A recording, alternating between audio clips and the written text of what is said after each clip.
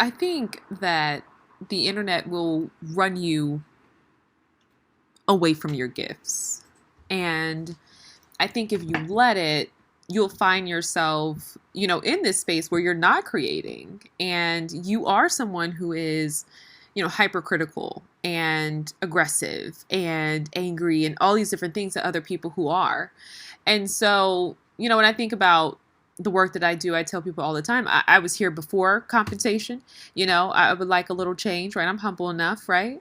Okay, I'm receiving, but I'll be here long after because I genuinely love what I do. I've been reading books, I've been teaching, I've been inspiring people, and this is just who I've been since the beginning of time. I've always been someone who really loves to sit and conceptualize. Like that's just genuinely what I like to do, and that was the name of my channel. And I don't really.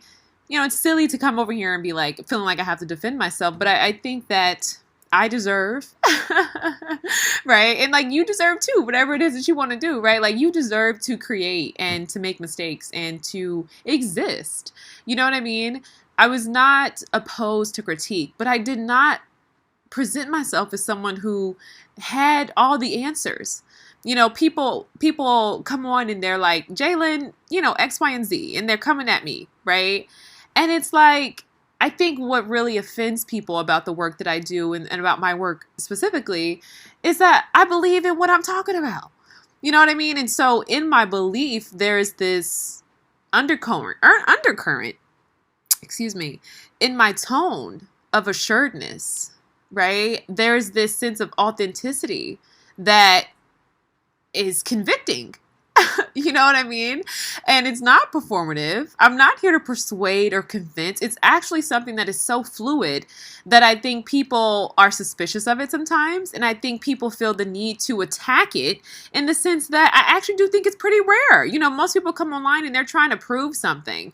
I did not say that I was a teacher, although I would consider myself to be a bit of an educator, but I'm not a teacher, right? I'm not here to say this is what it is, right? I'm someone who writes essays. I'm someone who likes observing the world. I'm someone who's passionate about journalism, right? Like all these things, but I'm not here to say this is what it is. This is why it is, right? And I do believe that this obsession, right? This cast, right? Because really that's what it is, right? Okay, Isabel Wilkerson, right? That is so foundational to our society is the thing that permeates our thinking, right? Most people can't actually do the work of activism because to be an activist requires you to hold the past, the present, and hope for the future in the same hands. And people can't do that today. If I share something historically, if I share something observationally, and it does happen to be a bit of a generalization in the sense that, it's quantifiable, it's pervasive, it's prevalent, it's ongoing, you know what I mean? It's something that's pretty consistent across the line. It's consistent through and through. And there's this defense, right? And it's like, people can't sit with that and be like, yo, that's real. And, we can acknowledge that. And, maybe this doesn't relate to me, but I know somebody who's like that. And I know too many people who are like that, or I know how this runs in my family, right? Like, we don't know how to sit with things and not let it be definitive. We don't know how to exist without the cast of black and white.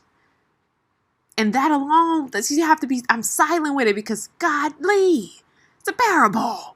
It's a parable, bro. You know what I mean? And like, I'm grateful I'm learning not to spell it out, but like, I think I'm making myself pretty clear. You know what I mean? We don't know how to sit with the fact that, okay, this is a woman who's talking about these things and, this is her swag today. And, at the end of the day, you're still a woman, right? And I honestly, let me talk about this because I was talking about heteronormatives. I did not get to really go in depth because I didn't have the time. And this is going to be a relatively short podcast as well. But when I think about heteronormatives and I think about people who, because they present themselves in a different way, they may feel pressure to identify with a particular group because of this sense of, being isolated and ostracized because they don't fit into these heteronormative stereotypes, but they may not actually identify with said group, right? But they're more so just cast away because they are different. Now, growing up, I've experienced this my entire life, right? I'm a black girl. I love books. And don't get me wrong, I absolutely love seeing Black women who are scholars, who are academics, who are going against the grain, who have families, who have husbands. Right? I know we're talking about patriarchy, but and it's like, I love seeing it because that's reality, right? Reality is to be lived in the gray. And so when I see so many people, people can hear me or see me and think, well, she's like this one way, right? And that's how we think about people, right? However, okay, I will say from a truth and from a just a genuine truth, you don't meet too many people who exist outside of their own self-definitions, right? You don't meet people who are fluid in their identity, in the sense that if they say that they're feminists, right, they, still want partnership, they still want marriage. Like, you don't meet people like that. And I do think a bit of that is a byproduct of having to brand ourselves on social media and having to build brands around our identities when we come online. And that's why I am fluid in what it is that I say. And I tell people all the time, like, I don't say this to be like, bump y'all, because I really do appreciate people who also enjoy engaging with my thoughts and ideas. But at the same time, I'm still going to be here even if you guys aren't here. And I say that because I need people to know that, like, this is not a brand. You know what I mean? Like, I mean, is it going to turn into, I don't know, but I can say that I feel, for me, it's a gift. Maybe it's not a gift. Maybe it's a skill. I don't know. I'm still figuring it out. But I know that this is me. You see what I'm saying? Like, I'm not on here because I identify with a specific type of rhetoric. I'm here because I'm passionate about teaching and sharing my ideas. Do you see what I'm saying? Like, that's what I like to do. And I know I said I wasn't a teacher, but like, educator, same thing. Right? And I can't really describe that pull that pulls me to be curious about the world. That's why I say for me, it's a gift. And I think I'm just kind of here sharing my gifts, and I appreciate people who appreciate that, but I understand those who don't.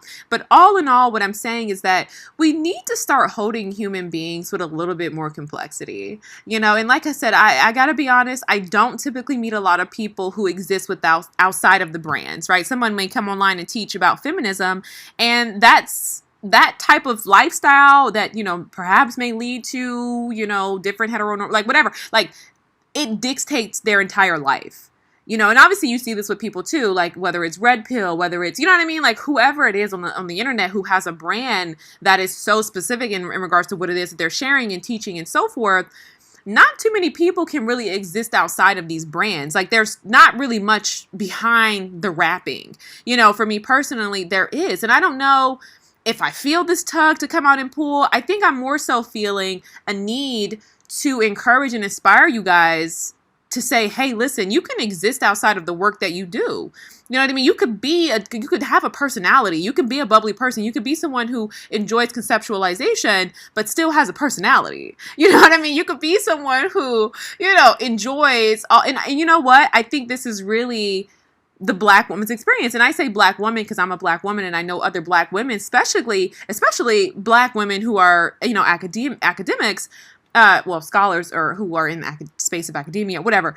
I know they absolutely identify with this, right? It's like you're either this or that, right? And I think all women identify with this, right? You're either pretty or smart. Black people identify this, or you're either popular or you're smart. You know what I mean? But like, there's gray. We exist in the gray. I hope you guys got something from this. I know you did. Leave me a holler. Peace.